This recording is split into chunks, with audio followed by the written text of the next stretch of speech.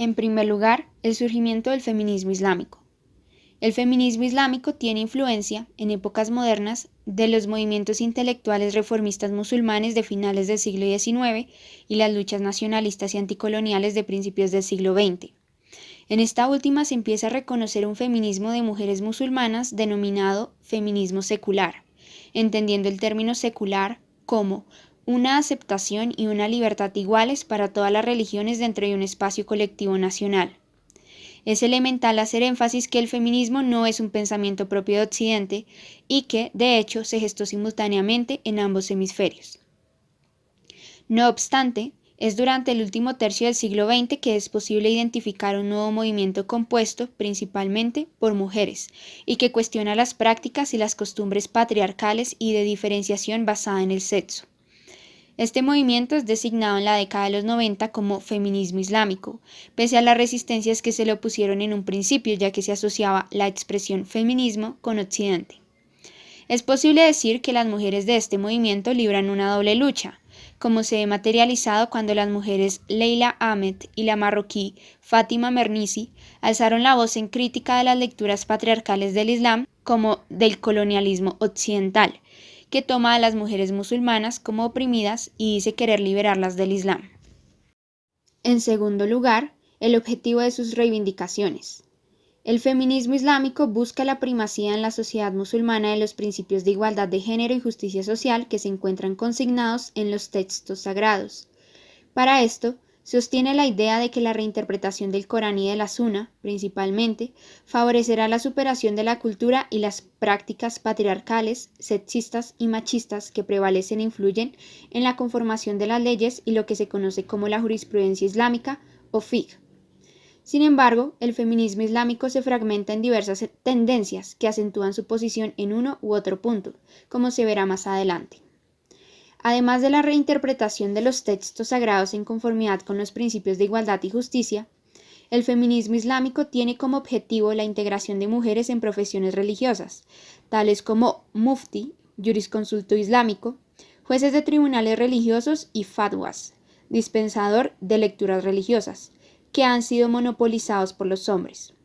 Se trata de una reapropiación del saber y de la autoridad religiosa por y para las mujeres, basadas en el dominio de las ciencias islámicas y de las ciencias sociales que permita el surgimiento de una concepción nueva de las mujeres en el Islam. En tercer lugar, las tendencias contemporáneas del feminismo islámico. En el feminismo islámico se distinguen tres tendencias, las cuales varían en el estatus o la importancia que le dan a los textos sagrados. La primera es la reformista tradicional. Esta corriente afirma que las mujeres y los hombres son iguales espiritualmente, pero que sus particularidades biológicas los llevan a asumir roles diferentes y a tener derechos y deberes no iguales, sino equivalentes. Sostiene, además, que es necesario interpretar las fuentes originales de modo que emerjan principios fundamentalmente igualitarios. La segunda, la reformista radical. Esta tendencia busca una reforma de fondo que integre las ciencias sociales en la elaboración de la jurisprudencia islámica relativa a las cuestiones de género. Cuestiona, incluso, no solo la jurisprudencia islámica o fiqh, sino también sus fuentes y principios, usul al-fiqh. Aboga por la igualdad entre sexos como principio fundamental en tanto sujetos, en tanto seres humanos, más allá de los contextos sociales y culturales y su incidencia en la interpretación que da origen a la jurisprudencia islámica. La tercera es la reformista liberal. Entiende el Islam como un conjunto de principios filosóficos y éticos que no necesitan obligatoriamente una jurisprudencia, que se viven y formulan de manera subjetiva más allá de prescripciones legales y formales. Considera a las relaciones sociales de sexo como constructos sociales y a la concepción musulmana tradicional como una deformación patriarcal del fundamento igualitario de los sexos. Es importante mencionar que esta postura es más frecuente entre las mujeres musulmanas feministas que son de cultura o tradición musulmana, pero no tienen un acercamiento tan próximo a las prácticas definidas por la ortodoxia religiosa. El feminismo islámico es una contradicción per se. Esta es la principal crítica realizada por uno de sus objetores que, frente a todas, destaca por su sexo, mujeres occidentales que no admiten la interseccionalidad en el feminismo. Como ya se mencionó, el feminismo islámico tiene por objetivo no una ruptura, sino una reestructuración de su cultura, donde a partir de sus textos sagrados las mujeres logren emanciparse de la esfera privada para conseguirse en la práctica como iguales. Sin embargo, al concebir a la mujer como un sector poblacional homogéneo, cierta parte del feminismo invalida las luchas de las islámicas. Estas mujeres musulmanas están oprimidas y es necesario liberarlas. Esta es una de las premisas planteadas desde la perspectiva externa occidental del feminismo. Sin embargo, esta proposición trasciende fines políticos con la concepción del Islam como enemigo público. Por ejemplo, en Europa, algunos partidos se oponen a la inmigración bajo el argumento de que los hombres musulmanes son depredadores sexuales que vienen a imponer el velo a nuestras mujeres. De esa manera es como surge un nuevo concepto, femonacionalismo, el cual emplea el feminismo como una herramienta de discriminación, racismo y islamofobia, al reconocer el Islam como peligro para la mujer y así peligro para la sociedad entera. Esta problemática es expuesta por Sirin, cuando en su conferencia Feminismo e Islam, una aproximación decolonial, habla sobre el término normal. ¿Qué es lo normal? Lo normal obedece a un único estándar euro-norteamericano, occidentalocéntrico y cristianocéntrico.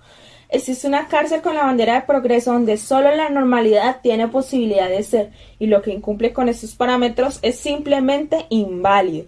Cárcel que es una realidad, es una dictadura global.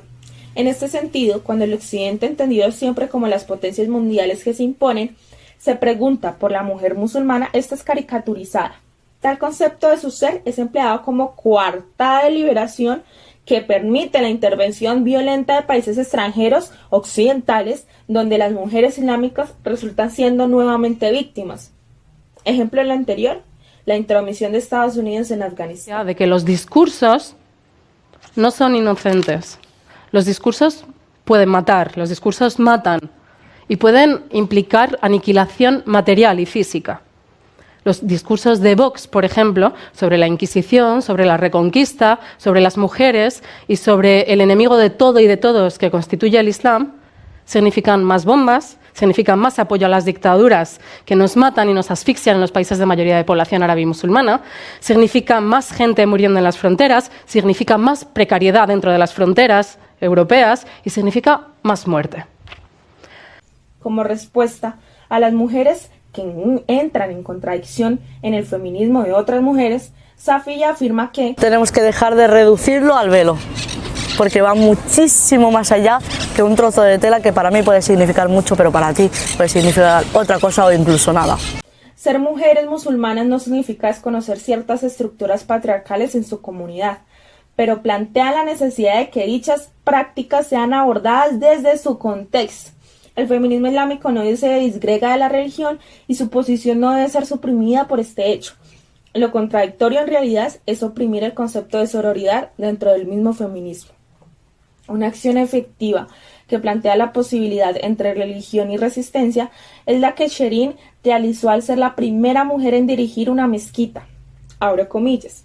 Mi visión originalmente era una mezquita donde pudiéramos rezar todos juntos, hombres y mujeres, lado a lado, y donde pudiéramos tantos imanes masculinos como femeninos guiar la oración de cada semana y por turnos. Shirin cree que puede abrir paso a una nueva generación de jóvenes musulmanes que ya no se identifiquen con comunidades tradicionales, y además aboga por la monogamia, matrimonios mixtos y el divorcio. Para concluir, queremos recalcar estas consideraciones. El feminismo no es homogéneo, en tanto las mujeres tampoco.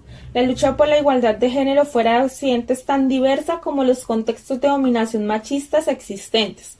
En este sentido, más allá de debatir sobre su validez, el feminismo islámico debe ser reconocido como una herramienta de emancipación y reivindicación que obedece a su contexto.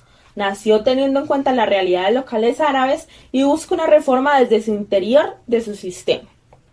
¿No parece extraordinariamente injusto que el feminismo islámico luche contra dos posiciones radicalmente diferentes que solo convergen en su crítica? Desde el feminismo hegemónico, la voz de la mujer musulmana es invisibilizada, dado que ésta ignora sus propias necesidades, culturas y costumbres, continuando y promoviendo la islamofobia. Desde su propia comunidad, ciertos sujetos arraigados a la conducta patriarcal afirman que los derechos a las mujeres ya están dados. Es por eso que el concepto de feminismo islámico connota, per se, principalmente resistencia. Estamos atacadas por todos los lados. Es decir, si tú dices soy feminista y soy musulmana, van a venir las feministas hegemónicas y blancas a decirte no, no puede ser eso porque en Arabia Saudí pasa esto. Y dentro de la comunidad musulmana, ¿qué te van a decir? Es que el Islam ya te da tus derechos. Es que no puedes, no necesitamos el feminismo.